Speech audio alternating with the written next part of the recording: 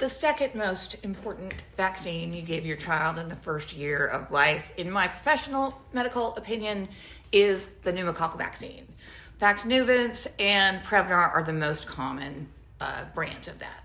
So back in the day, we used to see it once a week as residents. I mean, we did so many spinal taps. It was so satisfying. You get this clear fluid champagne tap. It was amazing. My residents that I teach still see it. Recently, there were 5 cases at the local pediatric hospital. 3 of the babies died. I'm sure the other 2 have some permanent intellectual disabilities. So, true story, back in the day, this patient, little Jimmy. So Jimmy saw his pediatrician, who was not me, that was correctly diagnosed with an ear infection and started on amoxicillin. Correct. 2 days later, he still had fever, so saw his pediatrician again, who must be a viral infection, which most of the time is going to be right.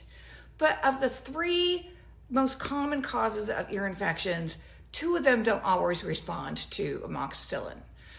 So I would like to believe I would have treated that different and changed antibiotics, maybe changed his outcome, but that's not what happened. So 12 hours later, this kid was vomiting. Shortly after that, he was having seizures, ended up in the ICU at a local pediatric hospital for a good long time, months. Pneumococcal meningitis can cause seizures, deafness, blindness, and profound intellectual disabilities. So if you're not going to get that vaccine, and I advise all my patients to get all of the vaccines, but if you're not, make sure your pediatrician knows. And if an ear infection and you still have fever 2 days later, they need to be able to treat that appropriately. I'm Dr. Deb. I've seen it all. Hit follow or subscribe. We'll keep talking.